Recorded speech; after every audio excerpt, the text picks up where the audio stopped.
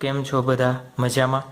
ચાલો આપણે ફર્સ્ટ લેક્ચરમાં ઓહમનો નિયમ જોયો તો ત્યારે તમને કીધું હતું કે આપણે ઓહમના નિયમની સાબિતી પછી આપણે જોશું. તો ચાલો આજે આપણે એની શું જોવાની છે? પ્રૂફ જોવાનું છે. કેવી રીતના ઓહમનો નિયમ વિચલન પામે છે, આઈ આર આવે છે એ આપણે જોઈએ. ચાલો ધારો કે એક સુવાહક છે, સુવાહકના બે છેડા વચ્ચે શું કરી દઈએ આપણે?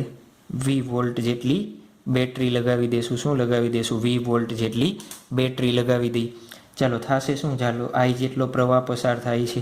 વિદ્યુત ક્ષેત્ર ધારો કે આ દિશામાં હશે વિદ્યુત ક્ષેત્ર. ચાલો આની લંબાઈ એલ જેટલી છે. આ આડછેદ છે, જે આ આડછેદ છે એનું ક્ષેત્રફળ એ જેટલું છે. આડછેદનું ક્ષેત્રફળ કેટલું છે? એ જેટલું છે. તો ચલો આપણે શું લખી શકાય આના ઉપરથી? જોવો તો આના ઉપરથી શું લખી શકાય? અત્યારે નોર્મલ ટેમ્પરેચર આપણે રૂમના તાપમાને કેટલા? T0 રૂમના તાપમાને 35 ડિગ્રીએ આપણે એક્સપેરિમેન્ટ કરેલો છે. ચલો આઈ બરાબર એક આપણને રિલેશન જોયું હતું લેક્ચર નંબર કેમાં? 3માં. લેક્ચર નંબર 3માં આપણે એક રિલેશન જોયું હતું. શું યાદ રાખવાનું કીધું હતું? વી ના યાદ રાખવાનું કીધું હતું ને આ રીતના. ચલો વીડી એટલે શું લખી શકાય? જોવો તો વીડી એટલે શું લખી શકાય? E by M into two into E into N into A. ક્યાંથી આવ્યું? વીડી ઇઝ ઇક્વલ ટુ શું થાય? આપણને ખબર છે ઈ બાય એમ ઇન્ટુ ટો. અત્યારે માઇનસ નિશાની નથી લખી. માઇનસ નિશાની શું સૂચવે છે? વિદ્યુત ક્ષેત્ર અને ડ્રિફ્ટ વેગની દિશા કેવી હોય? પરસ્પર વિરોધ હોય છે. ચાલો આઈ બરાબર આને વ્યવસ્થિત લખી નાખું. N E square A by M N E square by A M. અને આ ઈ વૈધો છે. ઈ એટલે જુઓ તો આવું લખી શકું. ઈ એટલે આવું લખી શકું. અને આ ટોય છે ને હજી ટો ઇન્ટુ ઈ. ઈ એટલે શું લખી શકું? જો તો ઈ એટલે હું શું લખી શકું? વી બાય એલ લખી શકાય. ક્યાંથી? આપણે સેકન્ડ ચેપ્ટરમાંથી. તો N E square A tau by M V by L. શું મળ્યું મને? V by L. ચાલો વીને આપણે શું કરવો છે? કરતા બનાવવો છે. વીને કરતા બનાવવો તો શું થશે? જુઓ તો આઈ એમ એલ ઉપર વહી જશે છેદમાં N E square two into A. કે હા કે ના? જો તો M upon N E square two એટલે શું લખી શકાય? આપણે કાલ લેક્ચર નંબર 3માં સમીકરણ જોયું હતું. N E square tau rho is equal to, તો જો તો આવું લખી શકું I rho L by A. તો જુઓ તો આ રો એલ બાય એ એટલે શું લખી શકાય? આર. આપણે સમીકરણ મેળવેલું હતું ફર્સ્ટ લેક્ચરમાં. તો લખી શકું V is equal to I R.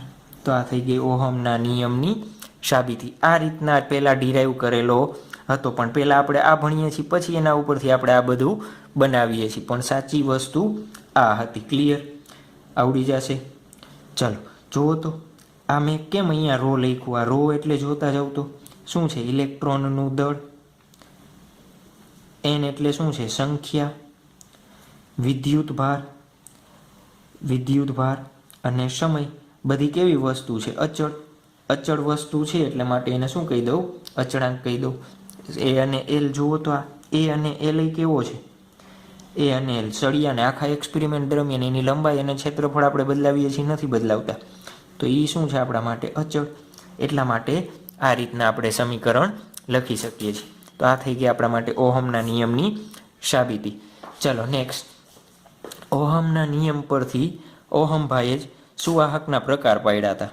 શું કર્યું હતું? ઓહમના નિયમ આધારે સુવાહકના એને પ્રકાર પાડેલા હતા. જોજો એમાં બીજું કાંઈ છે નહીં. નંબર વન ઓહમિક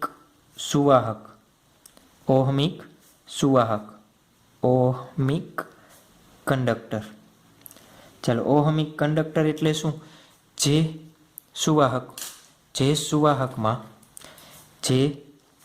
સુવાહકો ઓહમના નિયમનું પાલન કરતા હોય, ઓહમના નિયમનું પાલન કરતા હોય તેને શું કહેવાય? ઓહમિક સુવાહક કહે છે. આખું લખી નાખવાનું છે તમારે.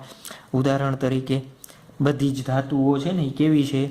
ઓહમિક સુવાહક. તમે એનો I/V નો ગ્રાફ બનાવશો, જોજો V/I બનાવો કે I/V, A same to same કેવો રહેશે? કોન્સ્ટન્ટ, અચળ મળવો જોઈએ. તો આવા સુવાહકો હોય એને શું કહેવાય? ઓહમિક સુવાહક કહેવાય. નંબર 2. ચલો નંબર 2માં શું જોવાનું છે આપણે? નંબર 2માં જોવો તો નંબર 2માં આપણે શું જોશું? નોન ઓહમિક સુવાહક કહી દઉં. નોન ઓહમિક સુવાહક. નોન ઓહમિક સુવાહક. નોન ઓહમિક સુવાહક. Non ohmic conductor. ચાલો જુઓ તો આમાં શું થશે? આમાં શું થશે જોતા જાઓ. નોન ઓહમિક કોને કહેવાય? સિમ્પલ જ છે. જે ઓહમના નિયમનું પાલન કરતા ન હોય તેને નોન ઓહમિક કંડક્ટર કહે છે. નોન ઓહમિક કંડક્ટર કહે છે. ક્લિયર આ વસ્તુ? ચાલો આમાંથી કાંઈ ન આવડે એવું હોય, ચલો તો આના ઉદાહરણ આપવા હોય તો ઓહમના નિયમનું પાલન કોણ નથી કરતા? તો અર્ધવાહકો, અર્ધવાહક. પછી બીજા છે આપણે 14મા ચેપ્ટરમાં મોસ્ટલી ભણશું ડાયોડ, ટ્રાન્ઝિસ્ટર, પછી ગેસ અને પ્રવાહી વગેરે. એ ઓહમના નિયમનું પાલન કરતા નથી. આપણે બધા ક્યાં ભણવાના છીએ? ચેપ્ટર નંબર 14માં આપણે ભણવાના છીએ. ક્યાં ભણવાના છીએ? ચેપ્ટર નંબર 14માં આપણે ભણવાનું છે. ચાલો આવડી જશે. આ આવડી જશે ને? નેક્સ્ટ આપણે જોવાનું છે, ઓહમ તો ભણી ગયા, ઓહમનો લો પણ ભણી ગયા. તો ઓહમના નિયમની મર્યાદા. ઓહમના નિયમની મર્યાદા. ચાલો એ શું છે? નંબર 1, ઓહમ લો છે એમાંય કંઈક ખામીઓ હશે ને? ઓહમ લો છે એમાં પણ કંઈક ખામીઓ હશે. જુઓ તો નંબર એ શું કરશું? નંબર એમાં શું લખશું? વીનું મૂલ્ય ખૂબ જ નાનું હોય ત્યારે, ખૂબ જ નાનું હોય તો શું થશે? જુઓ તો વી ચલન પામે છે, IR છે ને, IR. વી અને આર નહીં, ચાલો I આ રીતના છે. હવે જુઓ તો વીની કિંમત તમે જેમ જેમ વધારતા જાઓ, વીની કિંમત શું કરીએ છીએ આપણે? વધારી. જેમ વોલ્ટેજ વધારશો કોઈ બે છેડાના વચ્ચે, સિમ્પલ ભાષામાં તમે શું કરો? વધારે વોલ્ટેજ આપતા જશો તો એ સુવાહક શું થતું જશે? ગરમ થતું જશે. ગરમ થશે એમ એના તાપમાનમાં વધારો થાય. તો જેમ વી વધે તેમ તેના તાપમાનમાં શું થાય? વધારો. ચલો તાપમાનમાં વધારો થાય તો એના રિલેક્સેશન સમયમાં શું થાય? રિલેક્સેશન સમય ટો ચલન પામે છે 1/T કીધું હતું ને. તાપમાનમાં વધારો થયો તો રિલેક્સેશન સમયમાં શું થશે? ઘટાડો. ચલો રિલેક્સેશન સમયમાં ઘટાડો થાય, કેમાં? રિલેક્સેશન સમયમાં ઘટાડો થાય તો રો જુઓ તો 1/τ છે. તો અવરોધકતામાં શું થાય? અવરોધકતા વધે. તો જે ગ્રાફ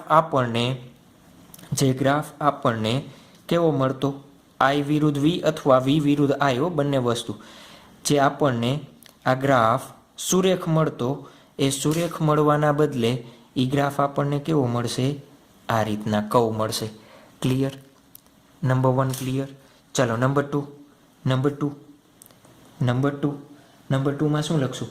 ચાલો જુઓ તો આપણે તો વીનું મૂલ્ય એક જ દિશામાં વધારીએ છીએ. વીનું મૂલ્ય એને ઉલટાવો તો, વીનું મૂલ્ય ઉલટાવતા જાવ તો, ચાલો વી અને આઈનો સંબંધ છે એ વીના નિશાની ઉપર આધાર રાખે ને. ધારો પ્લસ વોલ્ટેજ આપ્યા, પછી તમે માઇનસ વોલ્ટેજ, માઇનસ મીન્સ એની દિશા ઉલટાવી નાખો. શું કહેવા માગે છે? ધારો કે આ એક સુવાહક છે, એના બેટરીના એક આ છેડા આ રીતના જોડેલો છે, અત્યારે આ પ્લસ છે, અત્યારે માઇનસ છે. તો જુઓ તો એ જ સુવાહકને હું આ રીતે કનેક્ટ કરું, આ પ્લસ આ માઇનસ, તો આના માટે થઈને વી વિરુદ્ધ આઈનો ગ્રાફ આપણે બનાવીએ, આઈ વી વિરુદ્ધ આઈનો ગ્રાફ બનાવીએ તો જુઓ તો આપણે શું સમજવું જોઈએ, વિરુદ્ધ દિશામાં સરખો પ્રવાહ મળવો જોઈએ. ધારો કે આ દિશામાં 5 એમ્પિયર મળે છે તો આ દિશામાં મને 5 એમ્પિયર મળવો જોઈએ, પણ એ શક્ય નથી, એ શક્ય નથી. એના માટે તમે ગ્રાફ જોવો છો તો એ ગ્રાફ આપણને સમથિંગ લાઈક જોજો આઈ વી, આ વી અને આઈ માઇનસ આ માઇનસ આ રીતના બનાવો છો ને તો એ ગ્રાફ આપણને બે બાજુ કેવો મળવો જોઈએ, સમાન, પણ બે બાજુ સમાન મળતો નથી. આ રીતના આપણને શું મળે છે, અલગ અલગ મળે છે. શું મળે છે, અલગ અલગ ગ્રાફ મળે છે, જે ઓહમના નિયમની શું દર્શાવે છે, મર્યાદા. ચલો નંબર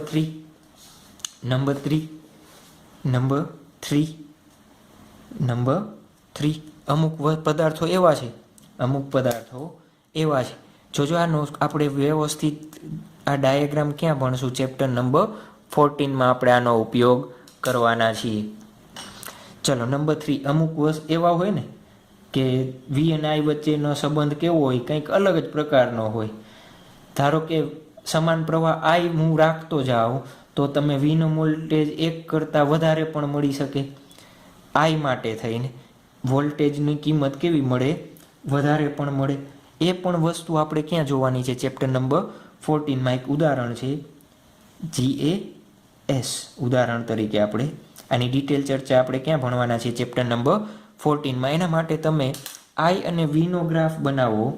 શું બનાવો, આઈ અને વીનો ગ્રાફ બનાવો તો તમને જોજો સુરેખ મળવાના બદલે આ રીતના કન્ટિન્યુઅસ વધતો ઘટતો મળે. એટલે એક જ આઈના મૂલ્ય માટે જુઓ તો એક જ આઈના મૂલ્ય માટે બે વોલ્ટેજની કિંમત છે, એક V1 અને V2. આઈ કેટલો છે, એક જ.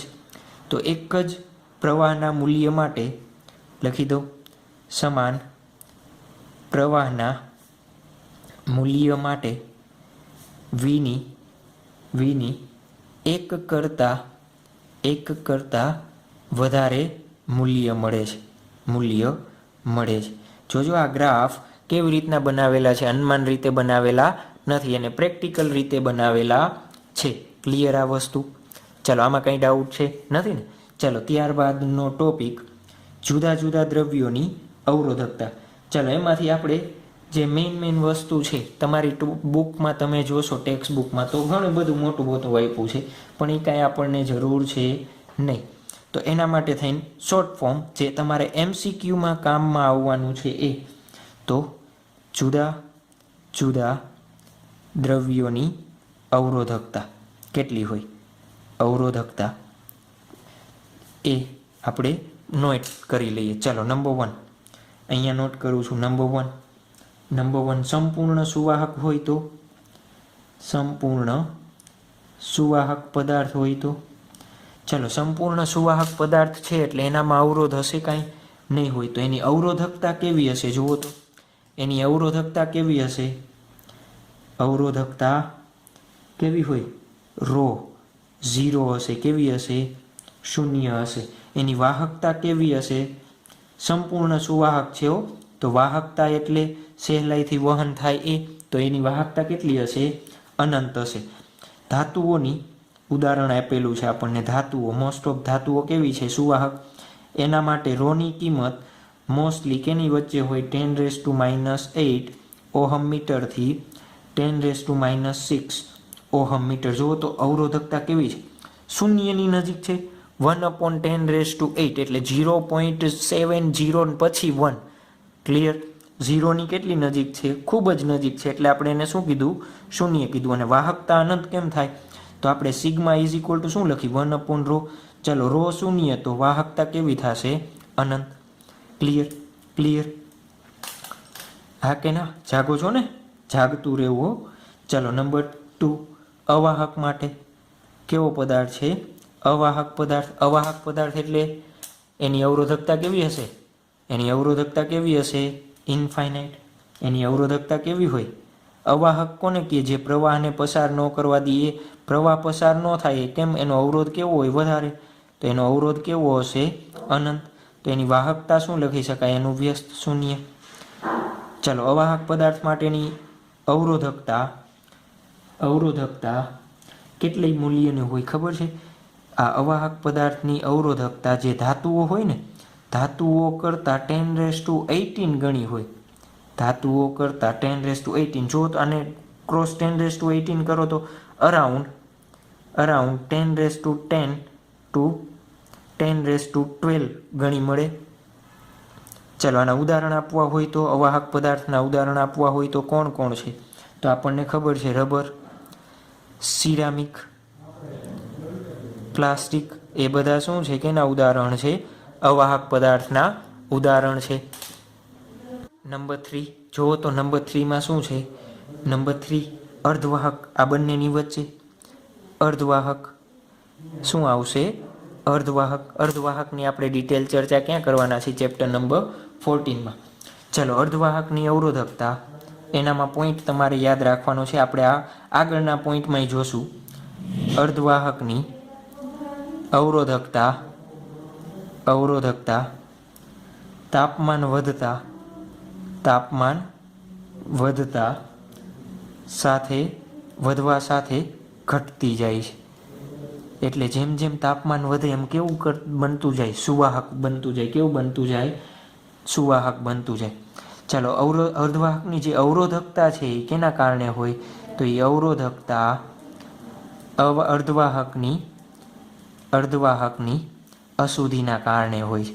જો આ આપણે ચેપ્ટર નંબર 14માં આ જ ભણવાનું છે. એટલે અત્યારે ના સમજાય તો કન્ફ્યુઝ થવાની જરૂર નથી. કેના કારણે હશે? અશુદ્ધિના કારણે હોય. ચાલો, તો આ થઈ ગયું આપણા માટે જુદા જુદા દ્રવ્યની અવરોધકતા. ક્લિયર આવડી જશે આપણા માટે. શું થઈ ગયું? જુદા જુદા દ્રવ્યની અવરોધકતા.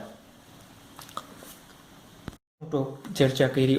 ઓહમનો સાબિતી આપેલી છે. ઓહમના આધારે સુવાહકના ને એના આપણે પ્રકાર જોયા. ત્યારબાદ આપણે શું જોયું હતું? આપણે કે કાંઈ નહોતું જોયું. પછી આપણે જોયું હતું ઓહમના નિયમની મર્યાદા. ચાલો, નેક્સ્ટ આપણે રોજિંદા જીવનમાં વપરાતા અવરોધો, કયા અવરોધો આપણે વાપરીએ છીએ આપણા ડે ટુ ડે લાઈફમાં, એનો પ્રકાર, એ વસ્તુ આપણે જોવાની છે. ચલો, નંબર 1 વાયર બાઉન્ડ અવરોધ. નંબર 1 વાયર બાઉન્ડ અવરોધ. ચલો, વાયર બાઉન્ડ અવરોધ કેવી રીતે બનાવવામાં આવે છે? એક આધાર રાખી, આધાર મીન્સ ધારો કે કોઈ એક અવાહક વસ્તુ છે. ધારો કે શું છે આ? અવાહક એક નળાકાર જેવી વસ્તુ છે. નળાકાર વસ્તુ ઉપર, નળાકાર કે કોઈ પણ પ્રકારની વસ્તુ ઉપર આને આધાર કહેશું આપણે. શું કહેશું? આધાર. એ આધાર પર શું કરવાનું? તારને એકદમ બાજુમાં આ રીતે વીંટાળીને જે બનાવવામાં આવે એને શું કહેવાય? વાયર બાઉન્ડ અવરોધ કહેવાય. શું કહેવાય? વાયર બાઉન્ડ અવરોધ. ચાલો, તો વાયર બાઉન્ડ અવરોધ કેવી રીતના બનાવવામાં આવે? તો આધાર પર જોજો, આ રેડ કલરનો જે તાર છે એ કેનો બનેલો હશે? મેંગેનીન, કોન્સ્ટન્ટ,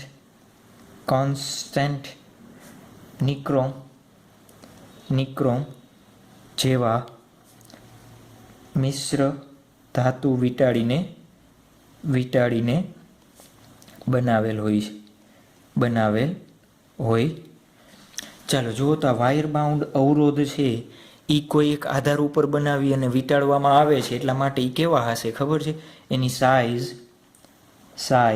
એન્ડ શેપ કેવો હશે? મોટો હશે. પ્લસ આધાર તમારે જોઈ છે તો એ કેવા હશે? કોસ્ટલી હશે, થોડાક મોંઘા પણ હશે. ચાલો, તો આ પ્રોબ્લેમને આપણે ઓપ્ટિમાઇઝ કરવા, દૂર કરવા માટે થઈને આપણે શું કરીએ છીએ? તો એક નવા પ્રકારના અવરોધ વાપરીએ છીએ, જે અત્યારે આપણે ડેઇલી એનો ઉપયોગ કરીએ છીએ. કાર્બન અવરોધ. નામ શું છે? કાર્બન અવરોધ. તો કાર્બન અવરોધ કેવી રીતના બનાવવામાં આવે? તો કાર્બન અવરોધ માટે શુદ્ધ ગ્રેફાઇટ પ્લસ રેઝિન, ગ્રેફાઇટ હોય અને રેઝિન, એ બેયને મિશ્રણ કરી ઊંચા તાપમાને શું કરવાનું? ઊંચા તાપમાને શું કીધું મેં તમને? શુદ્ધ ગ્રેફાઇટ પ્લસ રેઝિન, રેઝિન એટલે તો ખ્યાલ છે ને, અને ઊંચા તાપમાને અને મિશ્ર કરી ઊંચા દબાણે નળાકાર સ્વરૂપ બનાવી દેવામાં આવે છે. ચાલો, જે ગ્રેફાઇટ અને રેઝિન છે એને જ ઊંચા તાપમાને દબાણે છે ને મિશ્રણ કરી એક નળાકાર જ બનાવી દેવાનું. એટલે જે આ ઉપરનું વાયરિંગ છે એ વીંટાળવું પડે નહીં,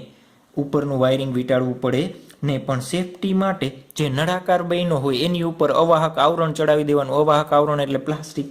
શું ચડાવી દેવાનું? પ્લાસ્ટિક. આ રચનાના બહારના ભાગમાં અવાહક તરીકે પ્લાસ્ટિક અથવા સિરામિક કોટિંગ અથવા આવરણ હોય છે. ચાલો, કાર્બન અવરોધના મૂલ્યો ખાસ યાદ રાખવાનું છે. કેટલી રેન્જ સુધી મળે તમને? 1 ઓહમથી લઈ તમારે 100 મેગા ઓહમો, મેગા એટલે 10⁶ જેટલી ઓહમના તમારે અવરોધ જોતા હોય, આટલી રેન્જમાં તમે પ્રોડ્યુસ કરી શકો કાર્બન અવરોધ દ્વારા. ચાલો, આ કાર્બન અવરોધ જુઓ તો એક જ નળાકાર છે, કાંઈ ઉપર આવતું નથી. તો સાઇઝમાં કેવા હશે? નાના. અને કેવા હશે? વધુ સસ્તા, કેમ કે ઉપરનું જે આ વાયરિંગ છે એ જ કોસ્ટલી હતું, એ જ નીકળી ગયું છે એટલા માટે. અને બહોળા પ્રમાણમાં જુઓ તો રેન્જ કેવી છે? રેન્જ વધારે. તો શું થાય? બહોળા પ્રમાણમાં ઉપયોગ થાય છે. ક્લિયર? ચલો, તમે કાર્બન અવરોધ ક્યારે લેવા ગયા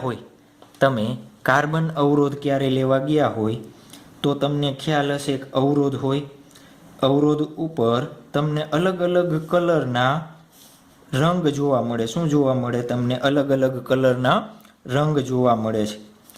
એ શું દર્શાવે છે? અલગ અલગ કલરના જે પટ્ટા છે એ શું તમને દર્શાવે છે? તો એ આપણે એને શું કહેશું? કાર્બન અવરોધ માટેનો વર્ણ સંકેત કહેવાય. શું કહેવાય? કાર્બન અવરોધ માટેનો વર્ણ સંકેત. વેરી આઈએમપી ટોપિકો, જી અને નીટ માટે વેરી આઈએમપી ટોપિક છે આ. જોજો, એક MCQ હશે ને હશે. આમાંથી એક MCQ હશે ને હશે જ. ક્લિયર? તો આ વસ્તુ વ્યવસ્થિત તમારે યાદ રાખવાની છે. શું કરવાનું છે? યાદ રાખવાની છે. મેં 4 ડિફરન્ટ કલરના અહીંયા શું આપ્યા છે? બેન્ડ બનાવી દીધા છે. ચાલો, હું નામ આપી દઉં: A, B, C, D. આને જોવું કેવી રીતના? તો જોવા માટે થઈને એક ટેબલ યાદ રાખવું પડશે. તમને શું હશે? આવી આકૃતિ આપેલી હશે અને અલગ અલગ કલર આપેલા હશે. એમ કહેશે કે કાર્બન અવરોધનું મૂલ્ય શોધો. શું કહેશે? કાર્બન અવરોધનું મૂલ્ય શોધો. તો એના માટે થઈને તમારે જે આ ટેબલ, ક્યાં બનાવ્યું તો નથી, બનાવતા શીખવાડું છું. શું કરું છું? બનાવતા શીખવાડું છું. તો આ ટેબલ આપણને આવડવું જોઈએ. ખ્યાલ આવ્યું? આ ટેબલ આપણને આવડવું જોઈએ. ચાલો, આ ટેબલ આવડી જશે તો બધું આવડી જશે. તો એના માટે થઈને એક આપણે શોર્ટકટ યાદ રાખ્યું છે. ચાલો, શોર્ટકટ, આ બધું યાદ રાખવા માટેનું શોર્ટકટ છે. BB Roy goes to Bombay via Gateway. આવડું મોટું યાદ રાખવું છે. BB Roy goes to Bombay via Gateway. BB Roy goes to Bombay via Gateway. તમને કલર લખતા આવડી જશે એટલે આ 3 લાઈન ઓટોમેટિકલી ફિલઅપ કરતા આવડી જશે. એમાં કાંઈ છે નહીં. ચાલો, પહેલેથી સ્ટાર્ટ કરતા જઈએ આપણે. પહેલેથી બી ફોર બ્લેક. બી ફોર પહેલો કલર કેવો થશે? બ્લેક. ગુજરાતીમાં શું કહો છો? કાળો. બીજો બી ફોર બ્રાઉન. શું થશે? બ્રાઉન. બ્રાઉનને શું કહો છો તમે? કથ્થઈ. બ્રાઉનને શું કહો છો? કથ્થઈ. ચલો, ત્રીજો R for B Roy. R for red. રેડને તમે શું કહો છો? લાલ. ઓ ફોર ઓરેન્જ. ઓરેન્જને શું કહો છો? ઓરેન્જને શું કહો છો? નારંગી. વાય ફોર, જે અંડરલાઈન કરેલા શબ્દો છે એટલા જ તમારે આમાં મૂકવાના થશે હો, બધા થશે નહીં. બીજું તો યાદ રાખવા માટે હોય ને, એટલા માટે. ચાલો, Y for yellow, yellow, yellow, bad joke. ચાલો, યલોને આપણે શું કહીએ છીએ? પીળો. જી ફોર શું આવશે? ગ્રીન. ગ્રીનને શું કહો છો તમે? લીલો કલર. ચાલો, પછી આની કાંઈ જરૂર નથી. છે ક્યાં આવી જાવ? બોમ્બેના બી ઉપર. બોમ્બેના બી ઉપર. બી એટલે શું થશે? બ્લુ. બ્લુ, વાદળી. ચાલો, ડાયરેક્ટ અહીંયા આવી જાવ. વીઆઈ. વીઆઈ એટલે શું થાય? વાયોલેટ. વાયોલેટ. વાયોલેટને ગુજરાતીમાં શું કહો છો? જાંબલી કલર. વાયોલેટને શું કહો છો? જાંબલી કલર. ચાલો, ડાયરેક્ટ અહીંયા આવી જાવ. જી ઉપર એટલે શું થશે? ગ્રે. શું થશે? ગ્રે. ભૂખરો. કેવો કલર કહીએ છીએ? ભૂખરો. And last W. ડબલ્યુ એટલે વ્હાઈટ. વ્હાઈટ. વ્હાઈટને શું કહો છો? સફેદ. ચાલો, આવડી જશે. BB Roy goes to Bombay via gateway. આ સૂત્ર જ તમારે યાદ રાખી લેવાનું છે. BB Roy goes to Bombay via gateway. B for black, B for brown, R for red, O for orange, Y for yellow, G for green, B for blue, Vi four violet, G for grey, W for white. ચાલો, છેલ્લા 3 ખાના ખાલી છે. છેલ્લા 3 ખાના ખાલી છે. તો એમાં ગર્લ્સની સૌથી ફેવરિટ વસ્તુ ગોલ્ડ. ત્યારબાદ શું આવે? સિલ્વર. ત્યારબાદ શું આવે? સિલ્વર. અને છેલ્લે કોઈ રંગ નહીં. કાંઈ રંગ નો આપેલો હોય તો કોઈ રંગ નહીં. ગોલ્ડ, સિલ્વર અને કોઈ રંગ નહીં. ચાલો, આ પહેલી કોલમ બની ગઈ. સિમ્પલ, આવડી જશે. ચાલો, નંબર અહીંયાથી સ્ટાર્ટ કરવાનું. કેવી રીતના? 0, 1, 2, 3, 9 સુધી જવાનું. 4, 5, 6, 7, 8, 9. આ 3માં કાંઈ આવશે નહીં. 0થી સ્ટાર્ટ કરીને ક્યાં સુધી જવાનું? 9. ચાલો, સંખ્યાની કોલમમાં ગુણક માટે. તો ગુણક માટે કાંઈ નહીં કરવાનું. 10 આ જ્યાં હોય એને 0 તો કેટલા મળે? 1 ઘાત. આને શું લખી શકાય? 10 આને શું લખી શકાય? 10 10 જે અહીંયા હોય એને જ 10 ઉપર બેસાડી દેવાના. કેની ઉપર? ટ્રેન ઉપર. ટ્રેન ઉપર બેસાડી દેવાના. ચાલો, બેસી ગયા ટ્રેન ઉપર. બધા બેસી ગયા, વ્યવસ્થિત પડી જતા નહીં ટ્રેનમાંથી. પણ અહીંયા ગોલ્ડ અને સિલ્વર હોય તો માઇનસ.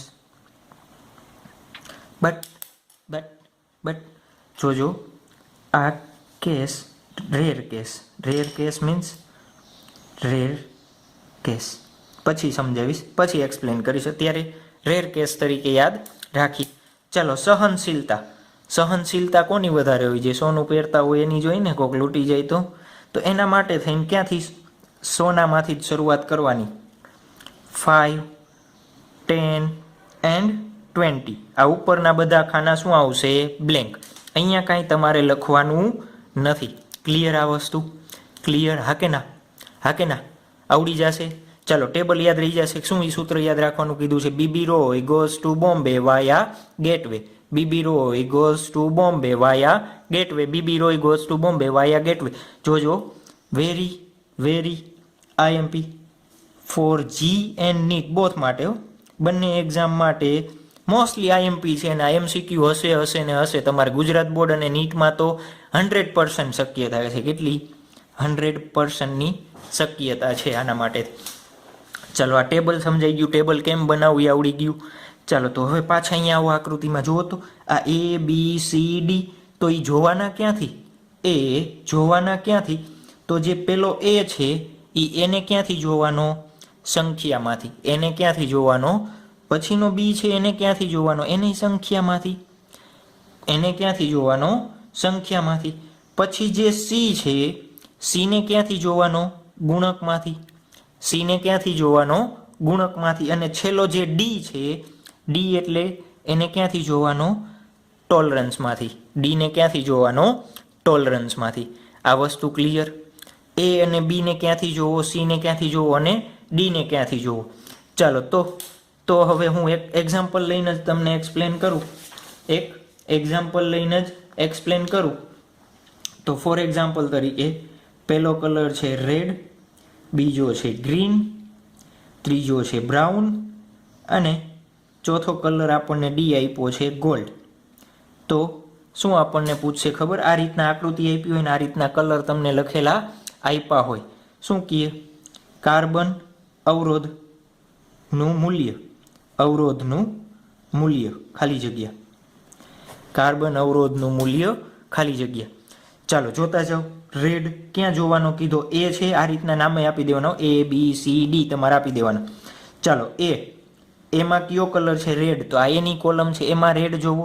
રેડ કેટલો આ ડિજિટ છે? 2. તો ફર્સ્ટલી પુટ 2, ફર્સ્ટ પુટ 2. પછી કયો કલર છે? ગ્રીન. જોજો જે આ એ છે એને ક્યાં મૂકવાનો? દશકમાં. એને ક્યાં મૂકવાનો? દશક. એકમ દશક ભણી ગયા છો ને? ચાલો એ ભૂલી જાઉં, ભૂલા કરી દો. ચાલો એ કાંઈ જરૂર છે? આ કિંમત મળી ગઈ. એ અહીંયાથી 2 રેડ કલર જોયો તમે, એને આમાં જુઓ 2. ચાલો બીમાં કેવો કલર છે? ગ્રીન. તો આ ગ્રીન બી જુઓ કેટલા નંબર છે? 5. તો એને 2ની પાછળ લગાવવાનો. ક્યાં લગાવવાનો? પહેલાં એની પાછળ. જોજો આવી રીતના થશે, AB cross C plus or minus D%. આ તમારું સ્ટાન્ડર્ડ ફોર્મ્યુલા. ચાલો AB જોજો, આ બી થઈ ગયો. AB પછી શું છે? C. બ્રાઉન કલર આવો, બ્રાઉન ક્યાં ગયો? બ્રાઉન શરૂઆતમાં જ છે. યસ. તો C ક્યાં જોવાનો? અહીંયા. તો એને ગુણ્યા 10⁻1 છે ને, ગુણ્યા C. તો 10⁻, બ્રાઉન માટે શું છે? 1. બ્રાઉન માટે શું છે? 10⁻1. અને લાસ્ટ કલર શું છે? ગોલ્ડ. તો ગોલ્ડમાં D જોવાનું. Dમાં શું છે? 5. 10⁻1. Dને ક્યાં જોવાનો? ગોલ્ડ 5. તો લખવાનું પ્લસ ઓર માઇનસ 5%. તો આ તમારા માટે શું થઈ ગયું? આન્સર. જોજો ઓહમ પાછળ એકમ શું લખવાનો? ઓહમ. આ ક્લિયર? તો આના જવાબ તમને આવી રીતના આપ્યું, 25 ગુણ્યા 10 કરો તો કેટલા થાય? 250 પ્લસ ઓર માઇનસ 5% ઓહમ. આ જવાબ આપેલો હોય તોય સાચો, આ જવાબ આપેલો હોય તો પણ સાચો. MCQ માટે ક્લિયર? જોજો આનું ઓપોઝિટ આપેલું હોય તો તમને આવું મૂલ્ય આપ્યું હોય ને એમ કહે કે કલર કોડિંગ શોધો તો આવડી જાય. આવું મૂલ્ય આપેલું હોય અને તમને કલર શોધવાનું કહે તો આવડી જાય. ચાલો હોમવર્કમાં 2 કરી આવવાના છે એક્ઝામ્પલ. એક બ્લુ, રેડ અને ગ્રે. આના માટે આરનું મૂલ્ય શોધવાનું છે અને એક આર તમને આપેલો છે, આપણે કહેશું 5 6 kilo ohm plus or minus 10%. આના માટે તમારે કલર શોધવાના છે. શું શોધવાના છે? કયા કલર હશે, એના માટે કયા કલર હશે એ શોધવાના છે. આવડી જશે. ફોર એક્ઝામ્પલ તરીકે 5 કિલો છે, કિલોની જગ્યાએ જુઓ તો હું 10⁻3 લખી શકું. તો તમારે શું કરી દેવાનું? ચાલો એક એક્સપ્લેન કરી દઉં કે આવડી જશે. ચાલો જુઓ તો અહીંયા 56 છે, હું અહીંયા એક્સપ્લેન કરી દઉં. ચાલો અહીંયા જોઈ લો, કંઈ વાંધો નહીં. 5 6 ક્રોસ કિલો છે, કિલોને આવી રીતના લખી શકું 5 6 ક્રોસ 10⁻3 પ્લસ ઓર માઇનસ 10%. તો 5 કેમાં? અહીંયા છે, કેવો કલર? તો ગ્રીન. 6 કેમાં? બીમાં કેવો છે? બ્લુ. અને 10⁻3 તો 10⁻3 માટે ઓરેન્જ. પ્લસ ઓર માઇનસ 10 તો કેવો કલર છે? સિલ્વર. તો આવડી જશે કયા કલર થશે? 5 માટે ગ્રીન, 6 માટે બ્લુ એન્ડ 10⁻3 માટે ઓરેન્જ એન્ડ પ્લસ ઓર 10 માટે સિલ્વર. આ 4 કલર તમને ડ્રો કરેલા હોય.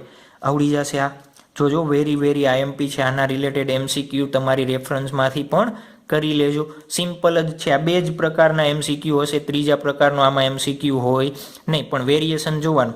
અહીંયા કિલો આપેલો હોય, મેગા આપેલો હોય તો તમને કન્વર્ટ કરતા આવડવું જોઈએ. આવડી જશે. ફાઇનલ આવડી જશે ને. અવરોધકતાનો તાપમાન ઉપર આધાર. રો અવરોધકતા એટલે રો. અલગ અલગ પદાર્થની અવરોધકતા કેવી રીતે તાપમાન પર આધાર રાખે છે એ આપણે જોવાનું છે. ચલો નંબર 1 કેના માટે જોઈએ આપણે? ધાતુઓ માટે. કેના માટે? ધાતુઓ માટે પહેલાં જોઈ લઈ, પછી અર્ધવાહક કે જે આવતું હશે એ આપણે જોતા જશું. ચાલો જુઓ તો ધાતુઓમાં તાપમાન તમે વધારતા જાઓ, તાપમાન વધારો એમ શું થશે, અવરોધકતામાં શું થશે? ચાલો ધાતુઓ માટે ખાસ યાદ રાખજો, ધાતુઓમાં અવરોધકતા તાપમાન પર આધાર રાખે છે. હા કે ના? આપણે આ પોઈન્ટ લખાવડાવેલો છે, યાદ છે? તાપમાન પર આધાર રાખે છે. ક્યાં લખ્યો તો આપણે જ્યારે ડ્રિફ્ટ વેગ જોયું હતું, એના પછી થિયરી જોઈ હતી, એમાં આપણે જોયેલું હતું. ચાલો જુઓ તો ધાતુઓની અવરોધકતા તાપમાન ઉપર આધાર રાખે છે. કેવી રીતે? તો તાપમાન વધે, તાપમાન વધવાના કારણે જો તો શું થશે? રિલેક્સેશન સમય ટોમાં શું થાય? ઘટાડો થાય. હા કે ના? અરે યાર, હા કે ના? ટોમાં ઘટાડાના કારણે અવરોધકતા વધે, અવરોધકતામાં વધારો થાય છે. ચાલો જુઓ તો આપણે કીધું હતું ટો કેના ઉપર આધાર રાખે? 1/, તાપમાન વ્યસ્ત પ્રમાણમાં હોય. ચાલો તાપમાન વધ્યું, ટો ઘટ્યો, તો રો કેના ઉપર આધાર રાખે? 1/ટો ઉપર. તો ઇનિશિયલી એ કેના ઉપર આધાર રાખશે? તાપમાનના સમપ્રમાણમાં. તાપમાન વધે તો અવરોધકતા વધે, તાપમાન વધે તો શું થશે? અવરોધકતા વધે. જોજો તમારે જી નીટમાં આવા જ એમસીક્યુ ઘણી વખત બેઠે બેઠા પૂછી લે છે. આમાંથી એમસીક્યુ પૂછાવાની શક્યતા રહી. ધાતુઓની અવાહકતા, ધાતુની અવરોધકતા કેના ઉપર આધાર રાખે? તો તાપમાન પર. બીજી કેના ઉપર? દ્રવ્યની જાત ઉપર. આપણે કીધું હતું ને, કેમ તાપમાન ઉપર આધાર રાખે? એમ કે ધાતુઓની અવરોધકતા તાપમાનના કેવા પ્રમાણમાં છે? સમપ્રમાણમાં, વ્યસ્ત પ્રમાણમાં, ચતુર્ઘાતમાં? તો આપણને ક્લિયર હોવું જોઈએ કેટલા સમપ્રમાણમાં છે, કેના પ્રમાણમાં છે? સમપ્રમાણમાં. આવડી જશે ને? ચાલો ત્યારબાદ એક વ્યાખ્યા જોઈ લઈ. અવરોધકતા પરફોર્મન્સ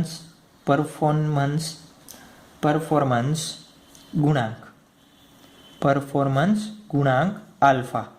અવરોધકતાનો પરફોર્મન્સ ગુણાંક આલ્ફા. ચાલો આપણે આલ્ફાની વ્યાખ્યા જોવાની છે. ચાલો આલ્ફા એટલે શું? ધારો કે કોઈ 1 ઓહમનો અવરોધ ધરાવતો પદાર્થ હોય. વ્યવસ્થિત સાંભળજો. ચાલો હું લખી દઉં છું. 1 ઓહમ અવરોધ ધરાવતા પદાર્થના તાપમાનમાં સાથે વ્યવસ્થિત લખજો. 1 અંશ સેલ્સિયસનો તાપમાનનો વધારો કરતા પદાર્થના અવરોધમાં વધારો થાય છે. આ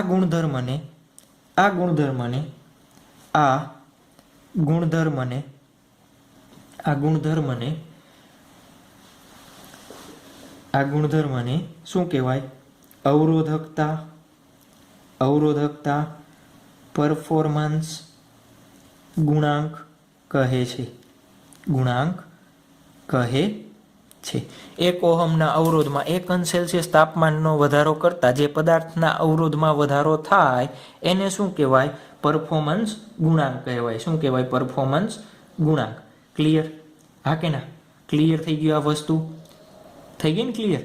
ચાલો તો થોડા ઘણા આપણે નોટેશન કરી આનું સૂત્ર બનાવવાનું છે. T0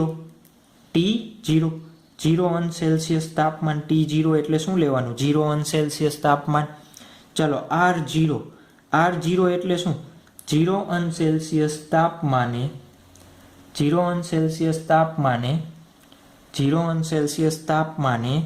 પદાર્થનો અવરોધ. ક્લિયર? આ બે વસ્તુ સમજાણી. ધારો કે પદાર્થ આપ્યો છે, આનું તાપમાન 0 છે, તો આનો અવરોધ તમે માપશો. ક્લિયર? પછી શું કરવું? આ પદાર્થના તાપમાનમાં વધારો કરું. પછી શું થશે? T. ધારો કે પદાર્થનું તાપમાન આપણે વધારેલું છે, પદાર્થનું કોઈ તાપમાન વધાર્યું. ધારો કે આનું તાપમાન મેં 35 કર્યું, ત્યારે અવરોધ માપું તો અવરોધ બદલી જશે. તો R એટલે શું થશે? અવરોધ અવરોધ એટ તાપમાન ટી તાપમાને પદાર્થનો અવરોધ, ટી તાપમાને પદાર્થનો અવરોધ. આ ક્લિયર આ વસ્તુ આમાં તો શું સમજવાનું છે સાહેબ, તમે લખાયું એમાં મેં કોપી મારી દેશું. શું ક્લિયર પૂછો છો? ચાલો નેક્સ્ટ જુઓ તો અવરોધમાં થતો ફેરફાર મારે શોધવો છે. શું શોધવું છે? અવરોધમાં થતો ફેરફાર હું કેવી રીતના શોધી શકું? જુઓ તો હવે હું તમને એમ કહું કે અવરોધમાં થતો ફેરફાર શોધો. મને શું કહ્યું? અવરોધમાં થતો ફેરફાર આપો તો કેટલો છે? તો તમે શું કરશો? તો અવરોધમાં થતો ફેરફાર, અવરોધમાં થતો ફેરફાર તમે શું શોધશો? તફાવત. શું શોધશો? તફાવત. જે નવો અવરોધ છે એ માઇનસ જે મૂળ અવરોધ છે એ તમે શોધી લેશો. હું એમ કહું કે અવરોધમાં થતો ફેરફાર કેટલા ટકા છે? તો ટકાવારીમાં શોધો. તો છેદમાં આવી રીતના કરશો. જે મૂળ અવરોધ હોય એ મૂળ અવરોધ એટલે 0 સેલ્સિયસ તાપમાને જે હતો એ બંને બાજુ છેદમાં આ રીતના લખી દેશો. હા કે ના? ટકાવારીમાં શોધવું હોય તો આ રીતના કેટલા ટકા અવરોધમાં વધારો થયો તો આ રીતના શોધશો. તો જુઓ જોઈએ આપણે કેટલા આ તાપમાને ક્યાં મળે? ડેલ્ટા ટી તાપમાને. જોજો ડેલ્ટા ટી તાપમાન. ડેલ્ટા ટી એટલે શું થશે? T minus T0. Delta T એટલે શું થશે? ટી માઇનસ T0 તાપમાને. ચાલો ડેલ્ટા ટી તાપમાને અવરોધમાં થતો ફેરફાર, ડેલ્ટા ટી તાપમાને અવરોધમાં થતો ફેરફાર કેટલો છે? ફેરફાર કેટલો મળ્યો આપણને? R માઇનસ R0 છેદમાં R0. તો 1 સેલ્સિયસ તાપમાને અવરોધમાં થતા અવરોધમાં થતો ફેરફાર કેટલો હોય? તો એ આપણે કીધું આલ્ફા જેટલો. કેટલો હોય? આલ્ફાની વ્યાખ્યા આપી ને 1 ઓહમ અવરોધ ધરાવતા પદાર્થમાં 1 સેલ્સિયસ તાપમાનનો વધારો કરતા જે અવરોધમાં વધારો થાય એને શું કહીએ છીએ? આપણે આલ્ફા કહીએ છીએ. તો આલ્ફા ઇઝ ઇક્વલ ટુ હું આવું લખી શકું R માઇનસ R0 છેદમાં R0 આખાના ડિવાઈડ બાય ડેલ્ટા ટી. તો આ રીતના થશે R minus R0 into delta T. ચાલો ડેલ્ટા ટી અને R0 ને આ બાજુ જવા દો. તો R માઇનસ R0 બરાબર આલ્ફા R0 ડેલ્ટા ટી. તો R બરાબર આપણે શોધવું હોય તો શું થાય? R0 plus alpha R0 delta T. Most IMP equation this is સૂત્ર MCQ માટે ખાસ યાદ રાખવાનું છે. ચાલો આ યાદ રાખવાનું છે. પણ ટેક્સ્ટ બુકમાં તમને ટેક્સ્ટ બુકમાં સૂત્ર કેના ફોર્મમાં આપ્યું છે? અવરોધકતા. તો એ જ વસ્તુ છે. શું છે? એન વસ્તુ છે. એમાં કાંઈ ચેન્જીસ છે નહીં. ક્લિયર? આ કેના ફોર્મમાં આપ્યું છે? આ અવરોધ આપે છે, આ અવરોધકતા આપે છે. શું આપે છે? અવરોધકતા. આ જ રીતે તમે એને સાબિત કરી શકો. જોજો ટેક્સ્ટ બુકમાં તમને સાબિતી આપેલી નથી, ડાયરેક્ટલી કહી દીધું છે કે આ રીતના એનો ચેન્જીસ થશે. ક્લિયર આ વસ્તુ? હા કે ના? ક્લિયર? આવડી જશે. ચાલો જુઓ તો અહીંયા ડેલ્ટા ટી જગ્યાએ હું આ સૂત્રને રીરાઇટ કરું છું ફરીથી. કેવી રીતના? R બરાબર R0 પ્લસ આલ્ફા R0 કાઉન્સમાં ટી માઇનસ T0 લખું. હા કે ના? ચાલો R0 કોમન લઈ લઉં તો શું વધશે? 1 plus alpha T minus T0. તો આ ઇક્વેશન તમે યાદ રાખો તો પણ ચાલશે. MCQ માટે આ ઇક્વેશન તમે રાખો તો પણ ચાલશે. આ વસ્તુ ક્લિયર થઈ ગઈ? શું કહેવા માંગે છે? ક્લિયર થઈ ગઈ? હા કે ના? ચાલો જુઓ તો આપણે કોપરની અવરોધકતા જુઓ. આના ઉપરથી શું કરી શકાય? મારે ગ્રાફ બનાવવો છે. શું બનાવવો છે? ગ્રાફ તાપમાન વિરુદ્ધ અવરોધકતાનો. કેનો? અવરોધકતા. તો જેમ તાપમાન વધારશો એમ અવરોધકતામાં શું થતો જશે? વધારો થતો છે. શરૂઆતમાં એની અવરોધકતા કેવી હતી? ધાતુ હતી. અવરોધકતા મિનિમમ. ધાતુની અવરોધકતા કેવી હતી? મિનિમમ. ચાલો આ બાજુ અવરોધકતાના જે માપ છે તમારી ટેક્સ્ટ બુક પ્રમાણે એ રો એને ગુણ્યા 10⁻⁻⁴ ઓહમ મીટર. આ રીતના તમને આપેલા છે 10⁻8 10⁻8. તો આ રીતના ગ્રાફ શું થશે? ધીમે ધીમે ધીમે એની અવરોધકતા શું થતી જશે? વધતી જશે. ક્લિયર આ વસ્તુ? તાપમાન તમને કેમ આપ્યા છે? કેલ્વિનમાં. 1500 તાપમાન આપણને આપેલા છે કેલ્વિનની અંદર. તાપમાન આપણને આપેલા છે કેલ્વિનમાં. ચાલો આવડી જશે? આવડી જશે ને કે નહીં આવડે? આવડી જશે વ્યવસ્થિત. તો આ વાત થઈ આપણે કેના માટે? ધાતુઓ માટેની. કેના માટે વાત કરી? ધાતુઓ માટે. ચાલો સિમિલરલી મિશ્ર ધાતુ હોય તો એનામાં શું થશે? મિશ્ર ધાતુઓ માટે પોઈન્ટ નંબર 2 મિશ્ર ધાતુઓ માટે. ચાલો નંબર 2 કેના માટે? મિશ્ર ધાતુઓ. કેના માટે લખીએ છીએ આપણે? મિશ્ર ધાતુઓ માટે. ચાલો મિશ્ર ધાતુઓમાં શું થશે જુઓ તો. મિશ્ર ધાતુ એટલે કઈ કઈ? મેંગેનીઝ, કોન્સ્ટન્ટ જેવી છે ને, એ બધી કેવી ધાતુઓ છે? મિશ્ર ધાતુ છે. કેવી ધાતુ છે? મિશ્ર ધાતુ. ચાલો મિશ્ર ધાતુનો શું કરશો? ચાલો મિશ્ર ધાતુઓ જેવી કે મિશ્ર ધાતુઓ જેવી કે નિક્રોમ. નિક્રોમ કેમાંથી બનેલું હોય? કેમેસ્ટ્રીમાં તમે ભણતા હશો. નિકલ, આયર્ન અને ક્રોમિયમમાંથી. કેમાંથી બનેલું હોય? ક્રોમિયમની મિશ્ર ધાતુ. પછી કોન્સ્ટન્ટ મેંગેનીઝ જેવા દ્રવ્યો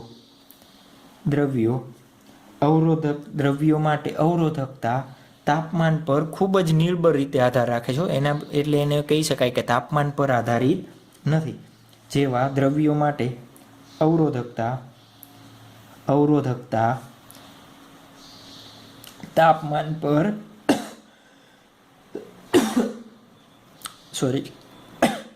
ખૂબ જ નિર્બળ રીતે આધાર રાખે છે. ચલો કેમ એ આધાર રાખે છે? તો એના માટે થઈ જે મિશ્ર ધાતુ છે, મિશ્ર ધાતુ માટે આલ્ફા છે, એ આલ્ફા કેવો હશે? આલ્ફાને શું કહો છો? અવરોધકતા પરફોર્મન્સ ગુણાંક. અવરોધકતા પરફોર્મન્સ ગુણાંક કેવો છે? અવરોધકતા પરફોર્મન્સ ગુણાંક કેવો છે? મિનિમમ છે. કેવો છે? મિનિમમ. ખૂબ જ નાનો હોય. કેવો હોય? ખૂબ જ નાનો હોય છે. કેવો હોય? ખૂબ જ નાનો હોય. આ ગુણધર્મના કારણે જોજો આપણે કીધું હતું ને વાયર બાઉન્ડ અવરોધ બનાવવામાં મિશ્ર ધાતુનો ઉપયોગ થાય. તો કેમ? એ આ ગુણધર્મના કારણે જ. આ ગુણધર્મ ગમે એટલું તાપમાન વધારશો એની અવરોધકતામાં ફેરફાર આવે ને. એટલા માટે જ આપણે વાયર બાઉન્ડ અવરોધમાં જે તાર વીંટાળીએ ને એ મિશ્ર ધાતુના હોય. આ ગુણધર્મના કારણે મિશ્ર ધાતુનો ઉપયોગ કેવા અવરોધ બનાવવા માટે થાય છે? આપણે કીધું હતું વાયર બાઉન્ડ અવરોધ. ગુજરાતીમાં લખી નાખજો તમે. અવરોધ બનાવવામાં થાય છે. ક્લિયર આ વસ્તુ? ચાલો તો એના માટેનો મારે ગ્રાફ બનાવવો હોય તો કેવો ગ્રાફ? રો વર્સિસ ટી તાપમાન. રો વર્સિસ ટી તાપમાન કેવો મળશે આપણને? એકદમ કેવો હશે? સ્ટેડી. એમાં કંઈ ખાસ ચેન્જીસ આવશે નહીં. આપણને આવો સ્ટેડી ગ્રાફ મળશે. કેના માટે બનાવેલો છે? આપણે નિક્રોમ માટે બનાવેલો છે. કેના માટે? નિક્રોમ માટે. ક્લિયર અહીંયા સુધી? ચાલો નેક્સ્ટ નંબર 3 ઇલેક્ટ્રોલાઇટ દ્રાવણ. આ વળી શું તમે કેમેસ્ટ્રીમાં ભણી ગયા છો ને? ઇલેક્ટ્રોલાઇટ દ્રાવણ. બેટરીમાં જે પ્રવાહી ઉપયોગ થાય એને શું કહીએ છીએ? ઇલેક્ટ્રોલાઇટ દ્રાવણ કહો છો ને? ચલો પ્રવાહીમાં જો તો દ્રાવણ છે એટલે પ્રવાહી છે. તો પ્રવાહીમાં આપણે ભણી ગયા શું હોય? પ્રવાહીને સ્નિગ્ધતા હોય. સ્નિગ્ધતા એટલે વિસ્કોસિટી કહેતા ને આપણે. પ્રવાહીમાં તાપમાન વધતા સ્નિગ્ધતામાં શું થાય? ઘટાડો. સ્નિગ્ધતા એટલે શું? સહેલાઈથી વહન થઈ શકે છે કે નથી થઈ શકતું? એક પાણી છે ને એક મધ છે. કોણ સહેલાઈથી વહન થઈ શકે? પાણી. તો એની સ્નિગ્ધતા ઓછી. મધ એની સ્નિગ્ધતા વધારે. સ્નિગ્ધતામાં શું થાય? ઘટાડો થાય છે. ઘટાડો થાય છે. સ્નિગ્ધતામાં ઘટાડાના કારણે જો સ્નિગ્ધતા ઘટે, સ્નિગ્ધતા હું લખું છું વિસ્કોસિટી, એમ કે ગુજરાતીમાં ભૂલ પડે ને, વિસ્કોસિટીમાં ઘટાડાના કારણે અવરોધ ઘટે છે. શું થાય? અવરોધ ઘટે છે. એટલે અલ્ટિમેટલી તમે તાપમાન વધારો તો અવરોધમાં શું થાય? ઘટાડો થાય. ચાલો, તમને એમાં જો તો એમ ન થાય ડ્રિફ્ટ વેગની થિયરી લાગુ પડે કે ન પડે, તો જોજો ડ્રિફ્ટ વેગની થિયરી લાગુ પડશે નહીં. આપણે જોઈ હતી ને ઇલેક્ટ્રોનની ડ્રિફ્ટ વેગની થિયરી, પણ અહીંયા ઇલેક્ટ્રોનની ડ્રિફ્ટ વેગની થિયરી લાગુ પડશે નહીં. કેમ? ઇલેક્ટ્રોલાઇટ દ્રાવણમાં ધન અને ઋણ આયનો હોય છે. જોજો, ઇલેક્ટ્રોન હોતા નથી, આયનો હોય છે. તેથી ડ્રિફ્ટ વેગ થિયરી લાગુ પડતી નથી. ક્વેશ્ચન થાય ને સર, તમે તો ઇલેક્ટ્રોન માટે ડ્રિફ્ટ વેગ ભણાવી, તો ઇલેક્ટ્રોલાઇટ દ્રાવણ માટે પણ હોવી જોઈએ, પણ એના માટે એ લાગુ પડતી નથી. ક્લિયર? ચાલો, નંબર 4 અર્ધવાહક સેમિકન્ડક્ટર આપણે ભણશું. ક્યાં? ચેપ્ટર નંબર કંડક્ટર, બસના જે કંડક્ટર હોય એ. ચાલો, સેમિકન્ડક્ટર. ચાલો, આની અંદર શું થશે? જુઓ તો તાપમાનનો વધારો. આપણી પાસે અવરોધકતાનું સૂત્ર શું છે? 1/σ ઇઝ ઇક્વલ ટુ, જુઓ તો m/n². તો તાપમાનમાં વધારો કરો, શું કરો? તાપમાનમાં વધારો કરો તો અવરોધકતા આમાં ટી શું થશે? તાપમાન વધ્યો, ટો ઘટે તો રો વધે. અવરોધકતામાં શું થાય? વધારો થાય ને? તાપમાનના વધારા થશે, ટોમાં ઘટાડો, અને અવરોધકતામાં શું થશે? વધારો થશે. Point number 1. પણ જો તો આ જે અર્ધવાહક છે, અર્ધવાહક પાસે એક એવો વિશિષ્ટ ગુણધર્મ છે. અરે વાહ, વિશિષ્ટ ગુણધર્મ છે, જેની ડિટેલ ચર્ચા આપણે કેમ આવું બને છે એ આપણે ક્યાં જોશું? ચેપ્ટર નંબર 14માં. કે જે તાપમાન વધારવામાં આવે, તાપમાનના વધારા સાથે મુક્ત ઇલેક્ટ્રોનની સંખ્યામાં વધારો થાય છે. મુક્ત ઇલેક્ટ્રોનની સંખ્યામાં વધારો થાય છે. જો તો આમાં એનની કિંમત શું થઈ? વધી. એનની કિંમત વધી. અહીંયા રોની કિંમત, અહીંયા જુઓ તો રોની કિંમત શું થાય? તાપમાનના કારણે શું થાય છે? વધે છે. એનની કિંમત અહીંયા વધી તો રો શું થાય? ઘટે. જો n1/n છે ને છેદમાં, તો રો શું થાય? ઇલેક્ટ્રોનની સંખ્યા વધી તો રો ઘટ્યો. અહીંયા તાપમાન વધાર્યો તો શું થયો? રો વધે છે. ક્લિયર આ વાત? તો જુઓ તો આમાંથી શું માની રાખવું? તો આપણે કે તેથી એનમાં વધારો થશે અને રોમાં શું થાય? ઘટાડો. જોજો, એનના કારણે થતો ઘટાડો, સ્મોલ એનના કારણે થતો ઘટાડો,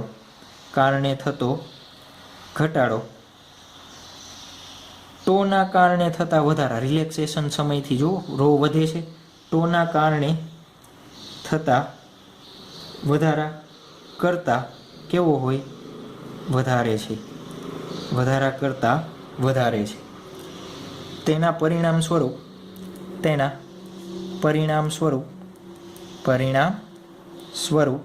આપણે શું કરીએ છીએ? પરિણામ સ્વરૂપ રોમાં ઘટાડો થાય. રોમાં શું થશે? રોમાં ઘટાડો થાય.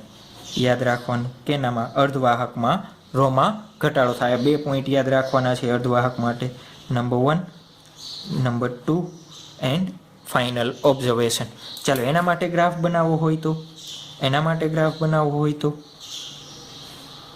જોજો, આ જ ગુણધર્મના ઉપયોગના કારણે અત્યારે મોસ્ટ ઓફ તમારી જે મોબાઈલની ડિસ્પ્લેથી માંડીને ટેલિવિઝનથી માંડીને જે પણ ઉપકરણોનો ઉપયોગ કરો છો એની અંદર બધાય સેમિકન્ડક્ટરનો જ ઉપયોગ થાય છે. કેનો ઉપયોગ થાય છે? સેમિકન્ડક્ટરનો. તો આ થઈ ગયો અર્ધવાહક માટેનો ગ્રાફ. ક્લિયર? અહીંયા સુધી સમજાઈ ગયું? ન સમજાણું હોય એવું કાંઈ આવડી જશે ને? સરસ. ચાલો, આપણે એક સૂત્ર બનાવ્યું હમણાં ધાતુઓ માટે. કેનું? અવરોધનું. તો આપણે નીટ માટે એક તમને નીટ અને જી માટે આપણે એક સૂત્ર બનાવડાવી લઈ. શું આપણે સૂત્ર બનાવ્યું હતું? આર બરાબર R0 1 plus alpha T minus T0 આવું સૂત્ર બનાવ્યું હતું. અત્યારે આપણે એક બીજું સૂત્ર બનાવવું છે કે જે સૂત્ર કેવું છે, જે સૂત્ર ધારો કે ચાલો આપણે T0 બરાબર શું લઈએ છીએ? 0 ઓન સેલ્સિયસ તાપમાન લઈએ છીએ ને, અને R0 શું કહીએ છીએ? 0 ઓન સેલ્સિયસ તાપમાને અવરોધ. ક્લિયર? આ ધારો કે તમને એક આપ્યું છે T1 તાપમાન, ત્યારે પદાર્થનો અવરોધ કેટલો હોય? R1, અને એક તાપમાન આપ્યું હોય T2 અને ત્યારે અવરોધ હોય R2. તમને આ બે કન્ડિશન ન આપી હોય ત્યારે તો આના ઉપરથી સૂત્ર બનાવડાવો. ચાલો નંબર 1 નો ઉપયોગ કરો તો R1 ફાઇનલ અવરોધ, મૂળ અવરોધ R0 1 plus alpha T1 minus T0 સૂત્ર બનશે. કેના માટે? આ કેસ માટે. એ જ રીતના કેસ નંબર 2 મને લખાવડાવો. R0 1 plus alpha T2 minus T0. ચાલો આ બે સમીકરણમાં T0 બરાબર શું મૂકી દઉં? 0. તો સમીકરણ શું બને છે? R1 બરાબર R0 1 પ્લસ આલ્ફા T1, અને R2 શું બનશે? T બરાબર 0 મૂકતા તો શું બનશે? R0 કૌંસમાં 1 પ્લસ આલ્ફા T2. બંનેનો ગુણોત્તર લઈ લો તો R1 ના છેદમાં R2 બરાબર, જો તો R0 કેન્સલ તો આવું વધશે આલ્ફા T1 છેદમાં 1 પ્લસ આલ્ફા T2. તમે ડાયરેક્ટલી આ સૂત્રનો ઉપયોગ કરી શકશો. જોજો એક ખાસ આ MCQમાં યાદ રાખવાનું, તમને જ્યારે એમ કહીએ કે 0 ઓન સેલ્સિયસ તાપમાને અવરોધ આટલો છે તો જ R0 અને T0 લેવાના, નકર લેવાના નહીં. સમજાણું? નકર તમારે લેવાના નહીં. ક્લિયર? આ સૂત્રનો ઉપયોગ કરીને તમારે મોસ્ટલી બધા MCQ થઈ જશે. અને આ પ્રકારનું MCQ પૂછાવાની શક્યતા પણ કેટલી છે? 95%. કેટલી? 95%. કાર્બન અવરોધ તો એક પૂછાશે જ, પ્લસ એઝ વેલ એઝ એક આ સૂત્ર ઉપર આધારિત MCQ પણ પૂછાવાની શક્યતા વધારે. તો આપણને આવડવું જોઈએ. તમારું ઉદાહરણ નંબર 4 ટેક્સ્ટ બુકમાં જે આપણને આપેલું છે એ શું આપેલું છે હું ડાયરેક્ટ લખી દઉં છું. પ્લેટિનમ અવરોધ ધરાવતા થર્મોમીટરમાં રહેલા પ્લેટિનમ તારનો અવરોધ બરફના તાપમાને 5 ઓહમ છે. ચાલો બરફનું તાપમાન કેટલું હોય? બરફનું તાપમાન કેટલું હોય? 0 ઓન સેલ્સિયસ હોય ને. ઇનડાયરેક્ટલી તમને આપ્યું છે T0. કેટલું આપ્યું છે? 0 ઓન સેલ્સિયસ. બરફના તાપમાને અવરોધ કેટલો છે? તો બરફના તાપમાને 0 ઓન સેલ્સિયસ તાપમાને અવરોધ હોય એ અવરોધને આપણે શું કહીએ છીએ? R0. તો કેટલો છે? 5 ઓહમ. ચલો વરાળના તાપમાને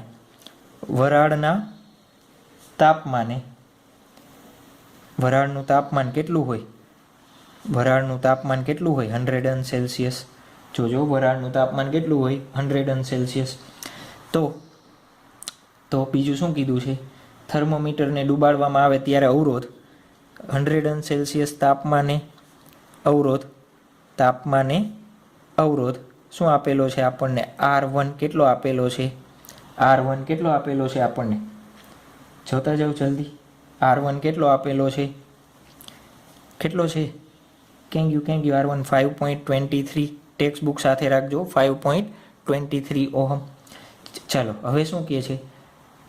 જો થર્મોમીટરને હોટ બાથમાં ડુબાડવામાં આવે ત્યારે પ્લેટિનમ તારનો અવરોધ 5.79, ધારો કે T2 તાપમાને આપણને કીધું છે ને, તાપમાને અવરોધ કેટલો મળે છે? એને R2 કહી દઉં. R2 આપણને મળે છે 5.795 ઓહમ. તો આપણે શોધવાનું છે T2 તાપમાન, બાથનું તાપમાન શોધવાનું છે. ચલો આવડી જશે હા કે ના? કેવી રીતના કરશો? કેવી રીતે કરશો? ચલો આ સૂત્રનો ઉપયોગ કરીને થશે હા કે ના? જોવો જોઈએ. R1 R2 આપ્યા છે, T1 T2, પણ આલ્ફા આપણી પાસે નથી. તો આલ્ફા શોધવો પડે ને આલ્ફા. તો આલ્ફા માટે જુઓ તો આપણને R0 ની કન્ડિશન આપી છે. તો આવી રીતના હું લખી શકું. કેવી રીતે? R1 બરાબર R0 કૌંસમાં 1 plus alpha T minus T0. હા કે ના? લખી શકાય. ચાલો આમાં કિંમત મૂકો R1 ની 5.23 5 ઓહમનો લખો તો ચાલશે. 1 પ્લસ આલ્ફા શોધવો છે, અહીંયા T1 લખી દો. T1 એટલે 100 સેલ્સિયસ માઇનસ T0 શું થશે? 0. ચાલો 5 ડિવાઈડ બાય 23 એટલે કેટલો મળશે તમને? 1.046 is equal two 1 plus alpha 100 minus 0 એટલે 100. ચાલો 0.046 is equal to alpha into 100. તો આલ્ફાની કિંમત આપણને મળશે 0.046 ક્રોસ 10⁻², સેલ્સિયસ ઇન્વર્સ. આલ્ફાનો એકમ યાદ રાખી લેજો. આલ્ફાનો એકમ શું છે? સેલ્સિયસ ઇન્વર્સ, કેલ્વિન ઇન્વર્સ, તાપમાનનો વ્યસ્ત. ક્લિયર? ચાલો આલ્ફા 0 મળી ગયો આપણને. તો તમે આ સૂત્રનો ઉપયોગ કરીને મેળવી શકો, અથવા નંબર 2, ચાલો R2 is equal two R0 કાઉન્સમાં 1 plus alpha T2 minus T0. જોજો કમ્પેરિઝન હંમેશા 0 સાથે કરવાની હોય. 0 ઓન સેલ્સિયસે અવરોધ હોય એની સાથે આપણે કમ્પેરિઝન કરવાની છે. આવડે છે ને? ચાલો તો R2 બરાબર શું લખી શકાય જુઓ તો. R2 બરાબર આપણને આપ્યો છે 5.79, 5 R0 આપણને આપેલો છે 5, 1 પ્લસ આલ્ફાની કિંમત છે 0.046 ક્રોસ 10⁻² ઇન્ટુ T2 એ તો શોધવાનો છે. T0 એટલે 0. ક્લિયર? આનું સાદું રૂપ આપશો તમે એટલે મળશે, અહીંયા ડિવાઈડ બાય થશે 1.159 is equal two 1 plus 0.0046 cross 10⁻² into T2.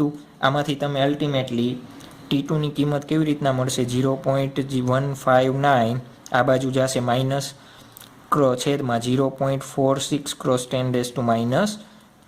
તમને T2ની કિંમત મળશે 345.6 અંશ સેલ્સિયસ. તો આપણા માટે થઈ ગયો આન્સર. તમારે હોમવર્કમાં આ સૂત્રનો ઉપયોગ કરવાનો. R1 છેદમાં R2 બરાબર 1 પ્લસ આલ્ફા T1 છેદમાં 1 પ્લસ આલ્ફા T2, અને આમાંથી તમારે શું શોધવાનું? T2 શોધવાનું. મળે છે કે નહીં તો જોઈ લેજો, મળી જાય તો જોઈ લેજો. ક્લિયર? આવડી જશે. જોજો MCQમાં આલ્ફાની કિંમત આપી દઈએ તો ડાયરેક્ટ આ જ સૂત્ર ઉપયોગ કરવાનો, તો આ સ્ટેપ કરવાની જરૂર નથી. આવડી જશે. ઉદાહરણ નંબર 3, તમારા ટેક્સ્ટ બુકનું ઉદાહરણ નંબર 3. શું આપેલું છે જોતા જવું જોઈએ. ચાલો આપણને શું કીધું છે? જ્યારે એક ઇલેક્ટ્રિક ટોસ્ટરને ગરમ કરવા માટે નિક્રમ તારનો ઉપયોગ થાય છે, ત્યારે તેમાંથી અવગણ્ય પ્રવાહ પસાર કરવામાં આવે છે. ત્યારે ઓરડાના તાપમાને આપણને શું આપ્યું છે? ઓરડાના તાપમાને, સંદર્ભ તાપમાન આપ્યું છે ને, તાપમાને અવરોધ R0 27 અંશ સેલ્સિયસ, સોરી T0 છે ને 27 અંશ સેલ્સિયસ તાપમાન. અવરોધ કેટલો આપણને આપેલો છે? 75.3 ઓહમ.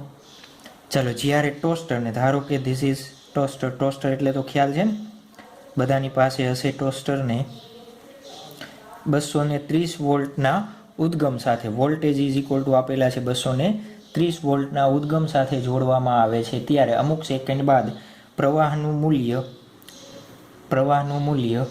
2.68 એમ્પિયર જેટલું સ્થાયી બને છે.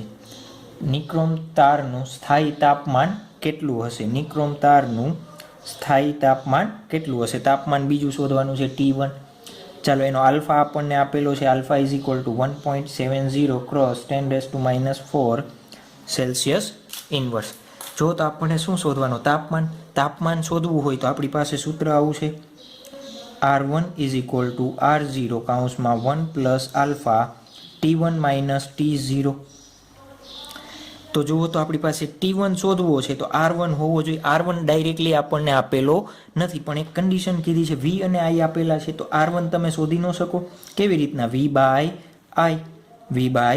I 230 ડિવાઈડ બાય 2.68 તો કેટલો મળશે આપણને? 85.82 ઓહમ.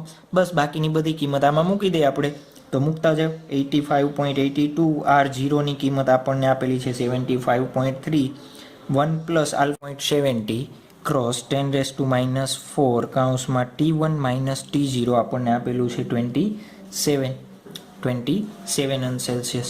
ચાલો સાદુરૂપ આપતા જાઓ. 85 ડિવાઈડ બાય 75.3 શું થશે? 1.1397 is equal two 1 plus 1.70 cross 10⁻⁴ T1 minus 27. ચલો 1 આ બાજુ આવશે તો બાદ બાકી થશે 1397 1.70 ક્રોસ 10⁻⁴ T1 minus 27. चलो T1 minus 27 is equal to 0.31397 divided by 1.70 cross 10⁻⁴ એનું સાદું રૂપ આપશો એટલે આપણને મળશે 821.8. ચલો T1 27 સામે જશે એટલે મળશે આપણને 8.848.8 અંશ સેલ્સિયસ. તો આપણા માટે થઈ ગયો ઉદાહરણ નંબર 3 નો આન્સર. આવડી જશે. સેમ સિમિલર છે, કાંઈ અઘરું છે નહીં. ચલો ત્યારબાદ ઉદાહરણ નંબર 1 આપણા ટેક્સ્ટ બુકનું જ ઉદાહરણ નંબર 1 જોઈ લઈએ આપણે. ચલો શું આપેલું છે? 1.5 એમ્પિયર પ્રવાહનું વહન કરતા, એટલે સાથે સાથે લખતા જાય 1.5 એમ્પિયર. શું આપેલું છે? વહન કરતા 1 ક્રોસ 10⁻⁷ મીટર સ્ક્વેર ક્ષેત્રફળ, 1 ક્રોસ 10⁻⁷ મીટર સ્ક્વેર ક્ષેત્રફળ ધરાવતા એક તારમાંથી વહન પામતા ઇલેક્ટ્રોનની સરેરાશ ડ્રિફ્ટ ઝડપ શોધવાની છે. શું શોધવાનું છે? અહીંયા લખી નાખું ડ્રિફ્ટ ઝડપ, સરેરાશ ડ્રિફ્ટ ઝડપ શોધવાની છે ને. ચાલો બીજું શું કહેવું? ધારો કે દરેક કોપર પરમાણુ લગભગ એક વાહક ઇલેક્ટ્રોન આપે છે. કોપરની ઘનતા આપણને આપેલી છે, ઘનતા રો આપણને આપેલી છે. ઘનતાને રો કયો છો ને? 9 ક્રોસ 10⁻³ kg પર મીટર ક્યુબ. બીજું શું આપ્યું છે? કોપરની ઘનતા અને પરમાણુ દળાંક એનો આપેલો છે પરમાણુ દળાંક એમ શું આપેલો છે? 63.5 EU. 63.5 EU. ચાલો એને આપણે કેમાં ફેરવી દેશું? -3 kg માટે. કેમાં ચેન્જ કરી દીધા આપણે? kg માટે. ચલો નેક્સ્ટ, સામાન્ય તાપમાને શું કહે છે? નંબર બી, ઉપરોક્ત મળેલ ડ્રિફ્ટ ઝડપને પેલું સામાન્ય તાપમાને કોપર પરમાણુની ઉષ્મીય ઝડપ. નંબર 2 ઉષ્મીય ઝડપ એટલે શું શોધવાનું છે? VRMS. અને નંબર 3 આ બંનેની સરખામણી કરવાની છે. સરખામણી કરવા માટે આપણે ગુણોત્તર લઈ લેશું VD બાય VRMS. આટલી વસ્તુ આપણે શોધવાની છે. ચાલો જુઓ તો આપણને શું શું આપેલું છે. પહેલાં તો મારે ડ્રિફ્ટ વેગ શોધવો છે. નંબર 1 શું શોધવો છે? અહીંયા સાઈડમાં લખું છું ડ્રિફ્ટ વેગ. જો તો ડ્રિફ્ટ વેગ શોધવું હોય તો આપણે આઈનું સૂત્ર કીધું હતું, વીના યાદ રાખવાનું. ચાલો VD શું થશે? તો આઈના છેદમાં ENA. આઈ આપણને આપેલો છે, E એટલે ઇલેક્ટ્રોનનો વિદ્યુતભાર, N એટલે સંખ્યા ઘનતા અને A એટલે ક્ષેત્રફળ. ચાલો ક્ષેત્રફળ છે, N નથી, તો મારે N શોધવો હોય તો એકમ કદ દીઠ મુક્ત ઇલેક્ટ્રોનની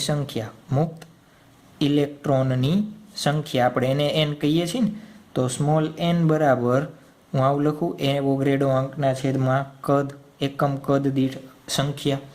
ચાલો બંને બાજુ m વડે ડિવાઈડ કરી દઉં, m/v. જુઓ તો શું થશે? Na/m divide by into row ઘનતા લખી શકાય ને. ચાલો કિંમત મુકાવડાવી દો મને બધી. શું છે? 6.02 ક્રોસ 10⁻23 ઘનતા આપણને આપેલી છે 9 ક્રોસ 10⁻³ ડિવાઈડ બાય 63.5 ક્રોસ 10⁻⁻3. ચાલો આનું સાદું રૂપ આપશો એટલે આપણને મળશે 8.5 ક્રોસ 10⁻28 મીટર -³ n મળી ગયો. ચાલો આ સૂત્રમાં મૂકી દો.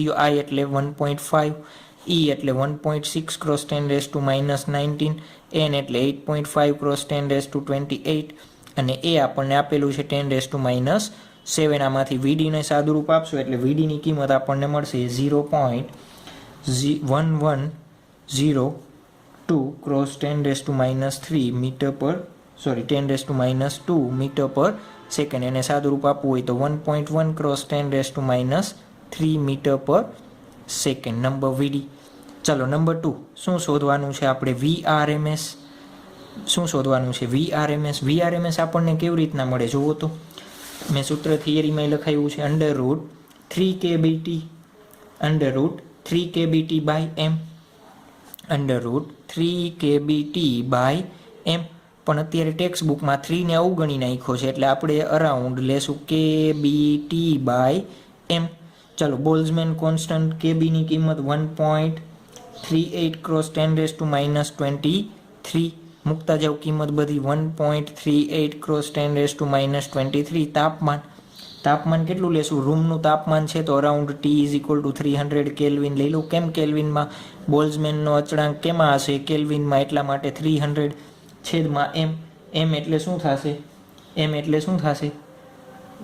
m એટલે શું લખી શકાય? જુઓ, m એટલે શું લખી દઉં? m મારે જોઈ છે, કેવી રીતના મળશે? 10.54 × 10⁻26. ચાલો, એનું સોલ્યુશન કરશો એટલે તમને અરાઉન્ડ 1.982 × 10⁻2 મીટર/સેકન્ડ જેટલી મળશે. 10⁻2 મીટર/સેકન્ડ જેટલી મળશે. ચાલો જુઓ તો, ડ્રિફ્ટ વેગ અને ત્રીજી વસ્તુ શું શોધવાની છે આપણે? ડ્રિફ્ટ વેગ અને VRMSનો ગુણોત્તર. તો ડ્રિફ્ટ વેગ એટલે 1.11 × 10⁻2 છેદમાં 1.982 × 10⁻2 જે આવે તે. અને બીજો ઓપ્શન આની અંદર તમને VD/c. c એટલે શું છે? પ્રકાશની ઝડપ. 0.11 × 10⁻2 × 3 × 10⁸. એક આ ગુણોત્તર શોધી લેજો એટલે આપણા માટે શું મળી જશે? આન્સર મળી જશે. ક્લિયર? આવડી જશે આ વસ્તુ. તમારે ડાયરેક્ટલી શું કરી દેવાનું છે? અહીંયા કિંમત મૂકી અને જવાબ શોધી લેવાનો છે. તો આપણા માટે થઈ ગયું ઉદાહરણ નંબર 1.